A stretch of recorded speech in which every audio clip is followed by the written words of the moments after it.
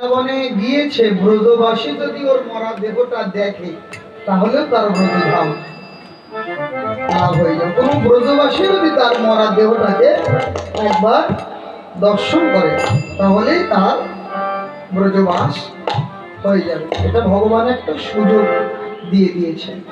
মধুমায় মধুর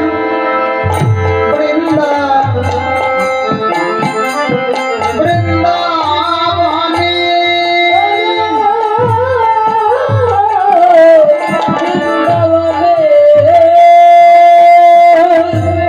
আমাদের মাধুর্যময় শ্যাম সুন্দর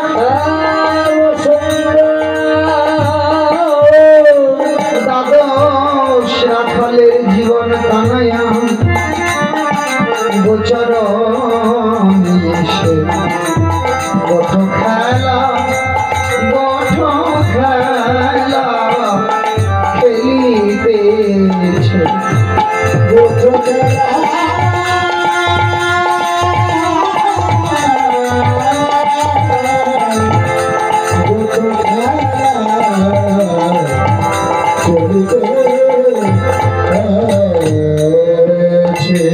আজু খেলত নন্দ দুলাল, আজু খেলত নন্দ দুলাল, আজু খেলত নন্দ দুলাল।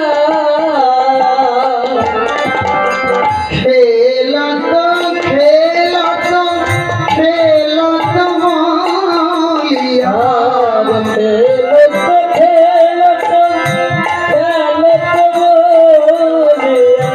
ভাবলি শ্যামলি পিয়ালি বলিয়া, ভাবলি শ্যামলি পিয়ালি বলিয়া ডাকত সবহুরা খাল, আজ খেলত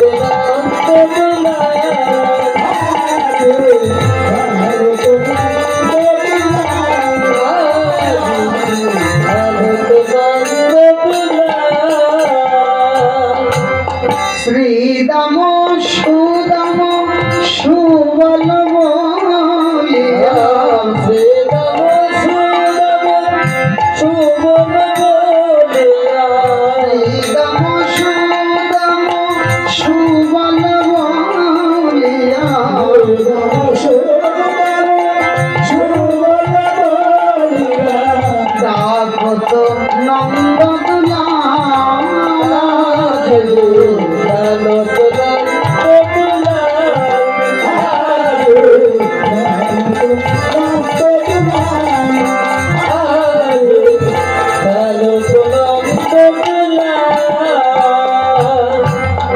ভালোই তো খেলা হচ্ছে, কিন্তু খেলতে খেলতে গোবিন্দের বদন পড়েছে সুবলের বদন।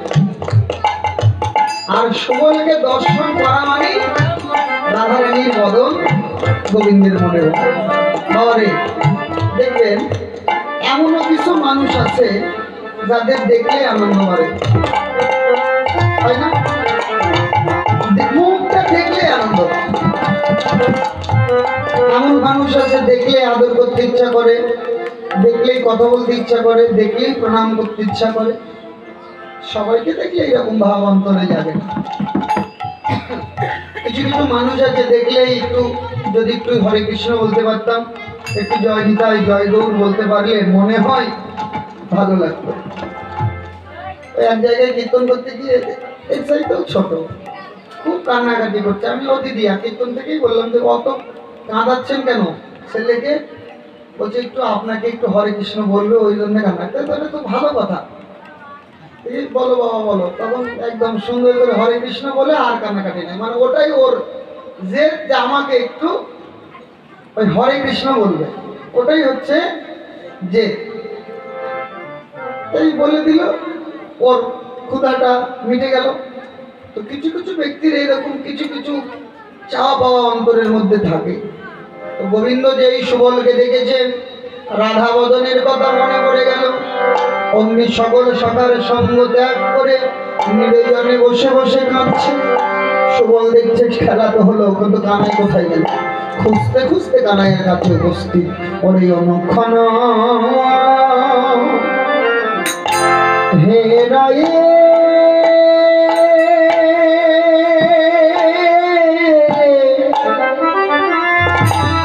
ওরে তো হে আনো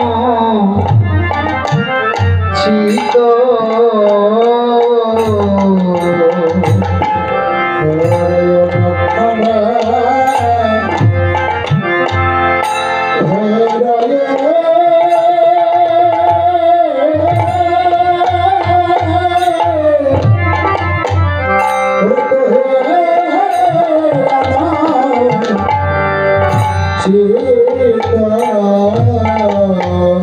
ওরে দূরে গে মুরলি আলাপন গীত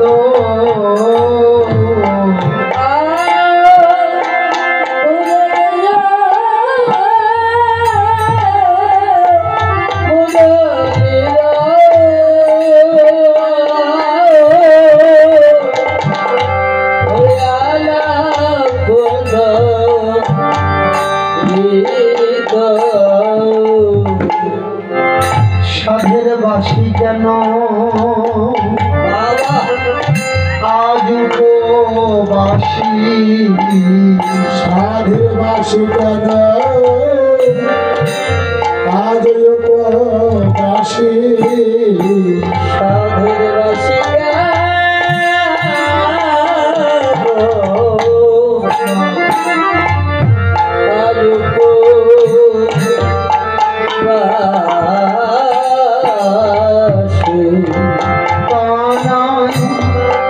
আর কি বাসি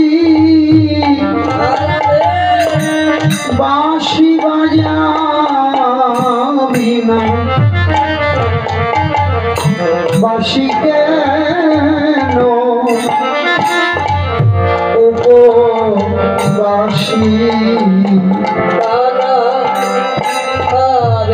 বাসি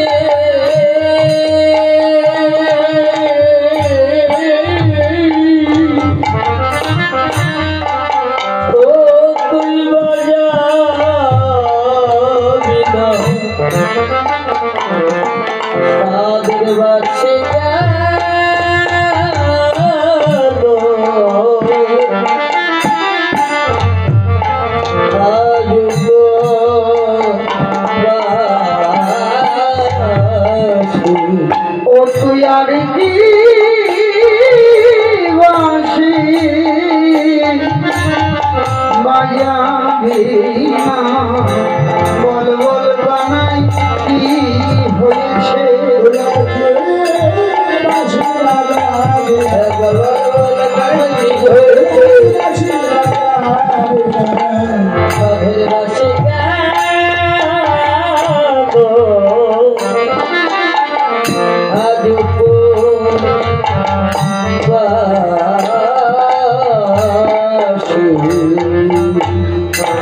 অনুক্ষণ হেরায়ের তোহে আনুচিত। তোর মনটা দেখছি তোর মনে মনে হয় নাই। এইরকম করে মন মরা হয়ে কেন বসে আছিস? কানাই কি হয়েছে রে ভাই তোর? কথা বল। কিন্তু গোবিন্দের কথা বলার মতো মনে হচ্ছে কোনো শক্তি নাই। কি জানি চিন্তার মধ্যে এতটাই ডুবে গেছে যে কথা বলবে এইরকম কোনো কথা গোবিন্দের মুখে উচ্চারণ হচ্ছে না। সুবল কত কথাই বলছে, কানাইয়া ও কানাইয়া, ভাই কানাইয়া, অমন করে মন মরা হয়ে থাকিস না। আমরা তো কিছুই চাই না রে ভাই। তোর ধেনুর পাল হচ্ছে 9 লক্ষ, আমাদের তো এত না, কিন্তু তাও তোর পালের সাথে জোড়া দিয়ে আমরা আসি। গরু চালানো যেমন তেমন কথা, মূল উদ্দেশ্য হচ্ছে তোর সাথে সঙ্গ করা। কেন জানিস? বৃন্দাবনে তুই বিনে মদে আর কে আছে বলবা তুই তুই বিনে মনে ভাই আমাদের কেবা আছে ওরে আমার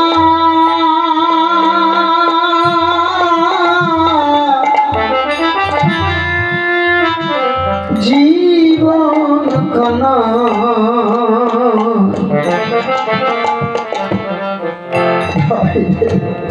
তুই বিনে মনে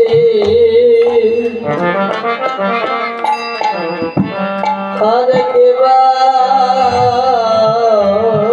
আছে ওরে বলে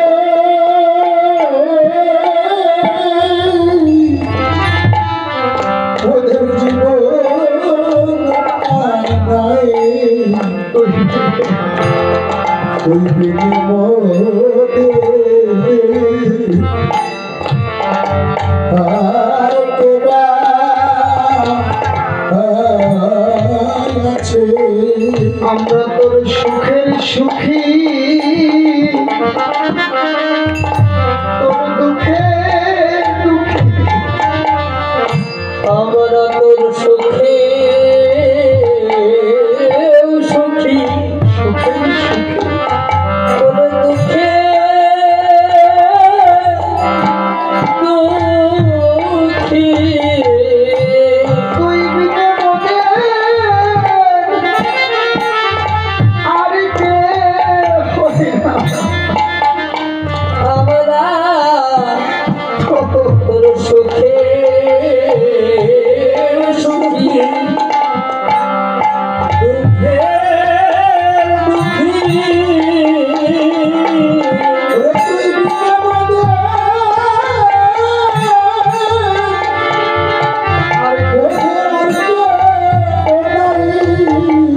ওরে আমার জীবন কানা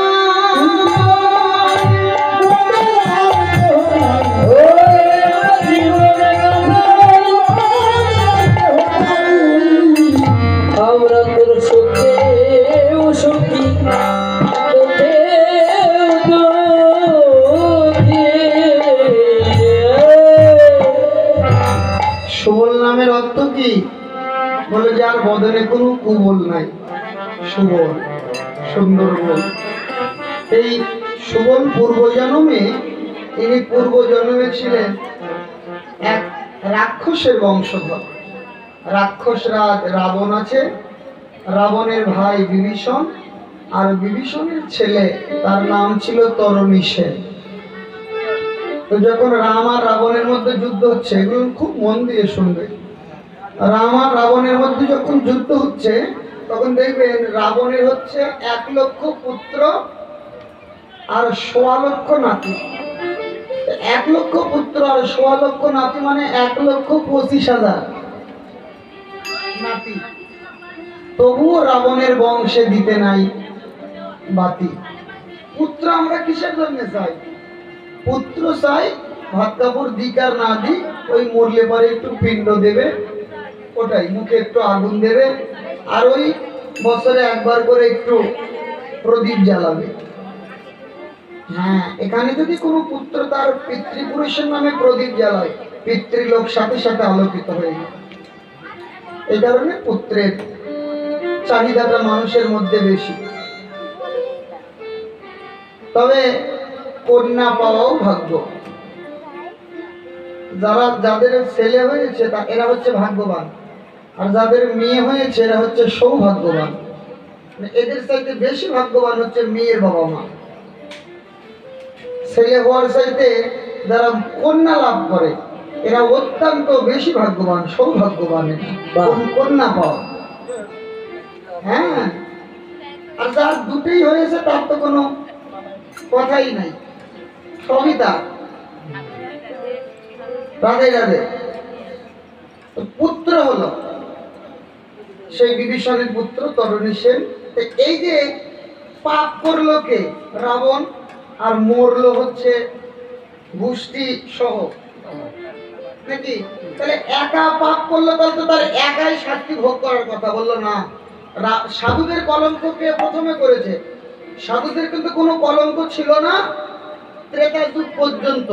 এই ত্রেতাতেই কলঙ্ক করলো প্রথম হচ্ছে রাবণ। কারণ রাবণ যখন সীতাকে হরণ করতে যায় তখন সাধুর বেশে গিয়েছিল। এই যে সাধুর কলঙ্ক করলো রাবণ প্রথম। এর আগে কিন্তু কোনো সাধুর কলঙ্ক ছিল না, প্রথম কলঙ্কিত করেছে রাবণ। সাধুর বেশে সীতাকে হরণ করেছে বলে সব অংশে রাবণকে ধ্বংস হতে হবে।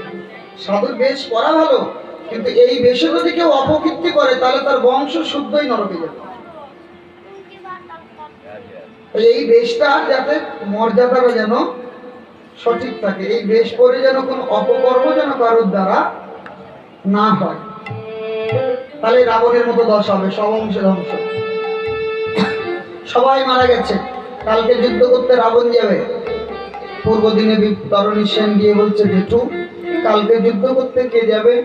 বললো আমি। বললো না, আমি যতক্ষণ বেঁচে আছি তুমি যেতে পারবে না। তখন কিন্তু তরণী সেন একটা বালক, শোনো, তরণী সেন একটা বালক যুদ্ধ করতে যাবে। বলো দেখ বাপ, তোর মা যদি তোকে অনুমতি দেয় আমি তোকে নিষেধ করবো না, তুই যুদ্ধ করবি। তোর মায়ের কাছে গিয়ে বললো মা আমি যুদ্ধ করতে যাব। মায়ের কি আনন্দ, যাবি বাবা, যুদ্ধ করতে যাবি। তো এই মা কি জানে না যে যেই সন্তানই যুদ্ধক্ষেত্রে গিয়েছে সে আর ফিরে আসেনি? তারপরেও এই মা কেন তার সন্তানকে যুদ্ধ করতে দিতে চাইছেন? বলে এর একটি বিশেষ কারণ আছে, সেটা আমি পরে বলছি। পরের দিন ভোরবেলাতে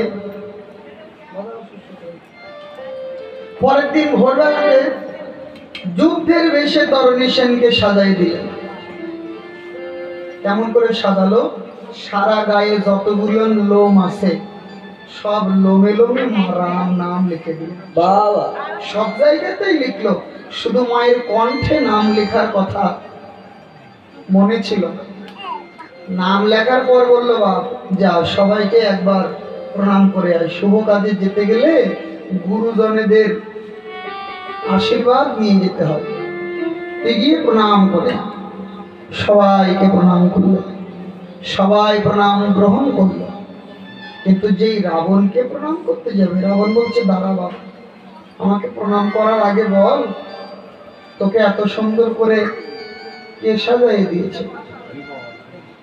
তরুণী বলছে জেঠু আমার মা আমাকে সাজাই দিয়েছে। বাবা, রাবণ কাঁদতে লাগলো, জগতে এমনও মা থাকতে পারে হরি বল, যে তার সন্তানকে এইরকম করে সাজাই দেয়। হরি বল, হরি বল,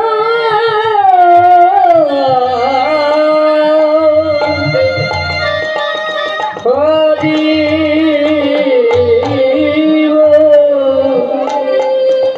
আমার ইচ্ছা করছে আমি তোর মায়ের চরণে গিয়ে একটা প্রণাম করি।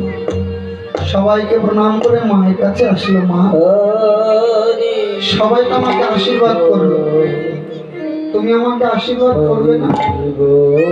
মায়ের আশীর্বাদই তো সবার চাইতে বড়, তুমি আমায় আশীর্বাদ করো মা। মা কপালে দধির ফোঁটা, চন্দনের টিকা, প্রদীপের তাপ দিয়ে দিলেন, মাথাতে ধান আর দুব্বা সহযোগে আশীর্বাদ করছে। বা জগতের সব পিতামাতা তার সন্তানকে যে আশীর্বাদ করে আমি কিন্তু সেই রকম আশীর্বাদ করব না। মাথায় হাত দিয়ে আশীর্বাদ করে তুই যেন আর ফিরে আসিস না, তুই যেন আর ফিরে আসিস না রে, তুই যেন আর ফিরে আসিস না রে। আমি জন্মের মতো বিদায় দিলাম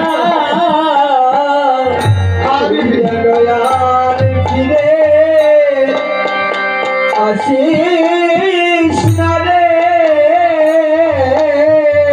আমি জনমের মতো তোর বিদায় দিলাম যেন আজ ফিরে আসিস না আসিস না রে জনমের মতো বিদায় দিলাম, আর কোনোদিন ফিরে আসিস না রে। বিদায় দিলাম আর ফিরে আসিস না রে বিদায় দিলাম আর ফিরে আসিস না রে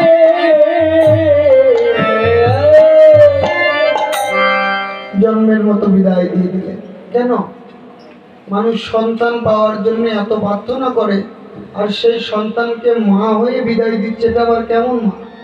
এই জগতের সাধারণ মায়েরা কি করবে? এই মাকে বলবে যে এই মা পাশানি, এর মধ্যে দয়া মায়া নাই, কিন্তু এই মা প্রকৃত অর্থটা জানে। মা জানে যে এই সন্তান যদি রামচন্দ্রের চরণে স্থান পায়, তাহলে আমি যদি কিছু নাও করি, ওই সন্তানের গুণেই আমি উদ্ধার হয়ে যাব। বংশের মধ্যে যেই মায়ের পেটে কৃষ্ণ ভক্ত সন্তানের জন্ম হয়, সেই মাকে বলা হচ্ছে রত্নগর্ভা, কারণ এই ভক্তরূপী রত্নের জন্ম হয়েছে ওই মায়ের গর্ভ থেকে।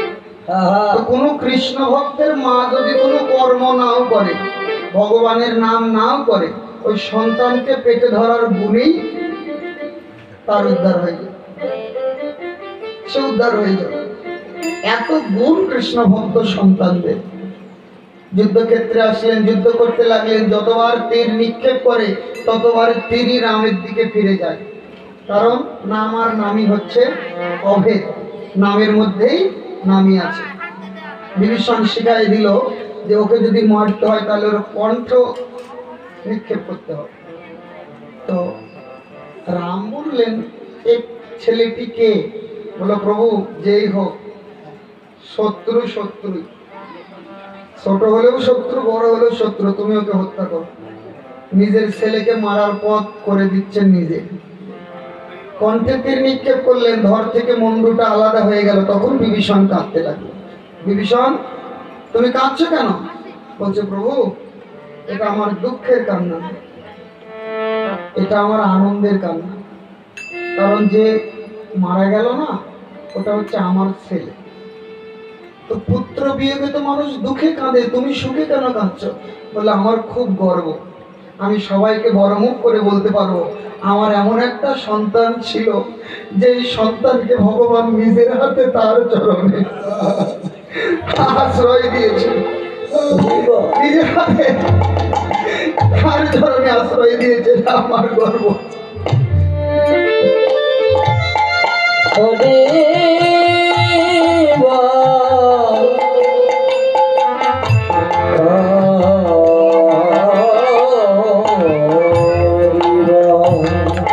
হঠাৎ করে যুদ্ধক্ষেত্র থেকে রাম রাম রাম নামের ধ্বনি কে করে?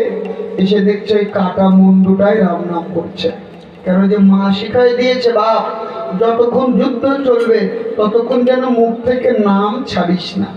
মায়ের কথাতে মৃত্যুর পরেও নাম করেই যাচ্ছে। প্রভু এসে কাটা মুন্ডুটি হাতে নিয়ে বলল, বিভীষণ কেঁদো না, যার বদনে এত সুন্দর নাম হয়, যাও। আমি তোমাকে কথা দিলাম, আগত দাপর যুগে যেদিন আমি কৃষ্ণ হয়ে বৃন্দাবনে যাব, তোমার এই পুত্রই হবে আমার সবচাইতে মরম সখা, প্রাণীর সখা। তোমার পুত্রের নাম হবে সুবল সখা।